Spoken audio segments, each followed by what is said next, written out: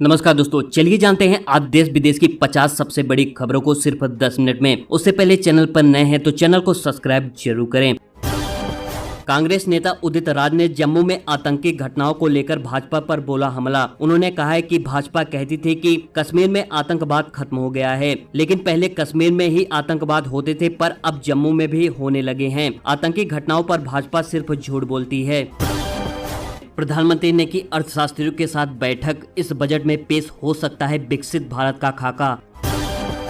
Railway भर्ती paper leak में UP के 2 विधायक गिरे। एक हैं राजभर पार्टी के विधायक बेदीराम और दूसरे हैं निषाद पार्टी के विधायक विपुल दुबे। इन दोनों के खिलाफ वारंट जारी किया गया है। 26 जुलाई तक हो सकती है गिरफ्तारी।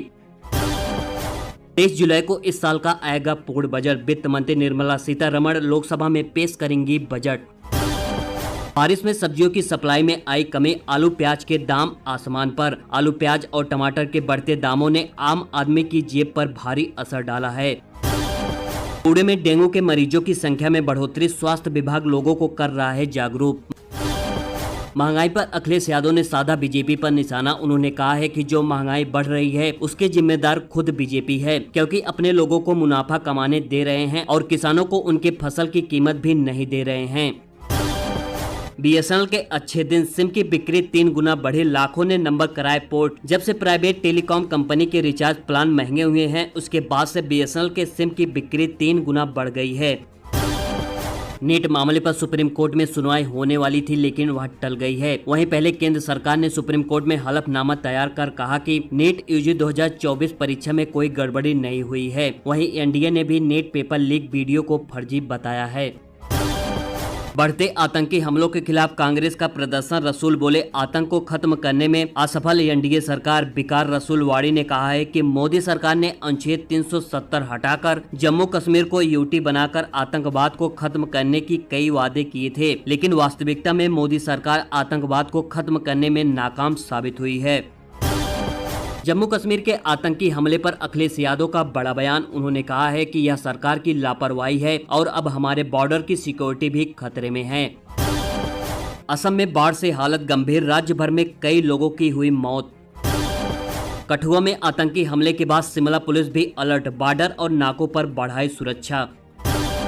घायल हुए पर डटे रहे जवान। जम्मू कश्मीर में आतंकियों को भगाने के लिए 5000 राउंड फायरिंग की गई। हरियाणा में आईएनएलडी और बीएसपी का हुआ गठबंधन। दोनों साथ मिलकर लड़ेंगे चुनाव। हरियाणा के 53 सीट पर आईएनएलडी और 37 पर बीएसपी लड़ेगी चुनाव। चीन को लेकर अखिलेश यादव ने बीजेपी पर साधा निशाना। उन्होंने कहा है कि चीन ने बड़े पैमाने पर जमीन पर कब्जा लिया है, पर भाजपा सरकार कुछ नहीं कर पा रही है। उत्तराखंड के नैनीताल जिला प्रशासन ने नदियों, तालाबों और पोखरों में नहाने का प्रतिबंध लगा दिया है। इसकी वजह से अब नैनीताल जाने वाले पर्यटक नदियों, तालाबों और पोखरों में नहाने का आनंद नहीं ले पाएंगे। कठुआ आतंकी हमले पर उमर अब्दुल्ला ने साधा बीजेपी पर निशाना। उन्होंने कहा है कि मैं पहले ही कहा था कि 370 हटाने से नहीं पड़ेगा आतंकवाद पर प्रभाव। शांतिपूर्ण तरीके से जारी है अमरनाथ यात्रा। अब तक 2.5 लाख से अधिक यात्रियों ने किया दर्शन। बुधवार को 19,361 तीर्थ यात्रियों ने पवित्र गुफा के किए दर्शन। कड़ी सुरक्षा व्यवस्था के बीच चल रही है अमरनाथ यात्रा। मुंबई BMW हादसे में रोज नए खुलासे हो रहे हैं। अब यह बात सामने आई है कि वर्ली हिट एंड रन मामले के मुख्य आरोपी मिहिर शाह ने पहले 2 अलग-अलग जगह पर शराब पी थी। नीट पेपर लीक मामले में सीबीआई ने आज मुख्य आरोपी राखी को गिरफ्तार किया। राखी को झारखंड से पकड़ा गया है, जिसकी तलाश बीते काफी दिनों से चल रही थी। सीबीआई को राखी की 10 दिन की रिमांड मिली है।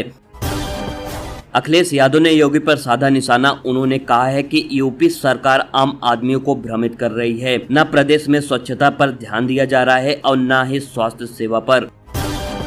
राजस्थान सरकार ने 4 लाख रोजगार देने का प्रावधान दिया है। इनमें न केवल प्रतिवर्ष बेरोजगार युवा को रोजगार मिलेगा, बल्कि आगामी 5 साल में 4 लाख लोगों को रोजगार प्रदान किए जाने का बजट में प्रावधान किया गया है। बद्रीनाथ नेशनल हाईवे बंद होने से जोशीमठ और आसपास के इलाके में 2000 से अधिक तीर्थयात्री 48 घंटे से फंसे हुए हैं। जोशीमठ में कई घंटे इंटरनेट और मोबाइल फोन सेवा भी बाधित रही।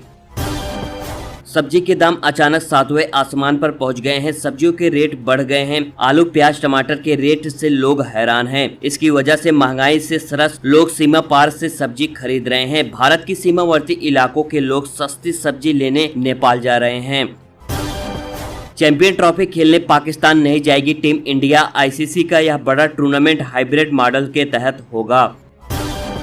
मिहिर शाह ने कबूला सच। महिला को कुचलने के बाद मिहिर ने गर्लफ्रेंड को किया था 40 बार कॉल। पुलिस ने बताया कि आरोपी ने अपना अपराध कबूल करते हुए कहा कि उसे अपने किए पर पछतावा है। फरार होने के बाद मिहिर शाह ने अपना मोबाइल फोन कहीं छुपा दिया था। पुलिस इसकी तलाश में जुटी हुई है।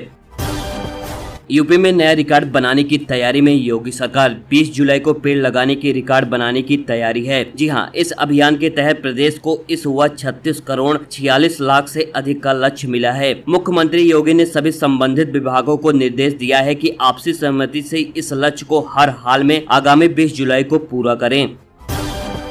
उत्तर प्रदेश में बाढ़ से हाहाकार। 12 जिले के 633 गाँव में घुसा पानी। 19 लोगों की मौत। समाजवादी पार्टी के अध्यक्ष अखिलेश यादव ने आरोप लगाया है कि राम मंदिर के निर्माण स्थल अयोध्या में भाजपाइयों के बड़े पैमाने पर बेशकीमती जमीन अपने नाम कर ली है। अरबों का घोटाला किया है, इसकी जांच होनी चाहिए। 93 केंद्रों पर कराई जाएगी यूपी बोर्ड की कंपार्टमेंट परीक्षा। 20 जुलाई को 2 पाली में होगी परीक्षा। यूपी के कई इलाकों में भारी बारिश की वजह से बाढ़ आ गई है। सबसे ज्यादा असर पीलीभीत और लखीमपुर खीरी में देखने को मिला है। सीएम योगी करेंगे हवाई सर्वेक्षण। पाकिस्तान के पेशावर में बड़ा हादसा। सऊदी एयरलाइंस के प्लेन में लगी आग। 10 लोग हुए घायल। उत्तर प्रदेश के लखनऊ में तोड़े जाएंगे 1000 मकान। कई बड़े बंगले भी होंगे ध्वस्त। बुलडोजर एक्शन से पहले लगाए गए लाल निशान।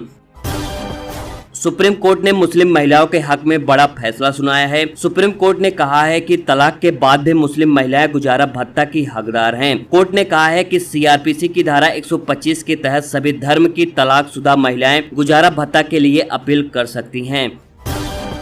प्रधानमंत्री नरेंद्र मोदी ने कहा है कि भारत ने दुनिया को युद्ध नहीं बल्कि बुद्ध दिया है। कठुआ में जम्मू कश्मीर और पंजाब के डीजीपी की बैठक। सर्जिकल ऑपरेशन के लिए जंगल में उतरे पैरा कमांडो। जेडीयू में शामिल होते ही मनीष वर्मा को बड़ी जिम्मेदारी। मुख्यमंत्री नीतीश कुमार के सलाहकार रहे मनीष वर्मा को राष्ट्रीय महासचिव नियुक्त किया गया है। पार्टी अध्यक्ष नीतीश कुमार के तत्काल प्रभाव से जिम्मेदारी सौंपी है। संयुक्त किसान मोर्चा ने घोषणा की है कि अब वह अपने लंबित मांगों के लिए फिर से आंदोलन शुरू करेंगे। उनकी प्रमुख मांगों में न्यूनतम समर्थन मूल्य के कानूनी गारंटी और किसान कर्ज माफी शामिल है।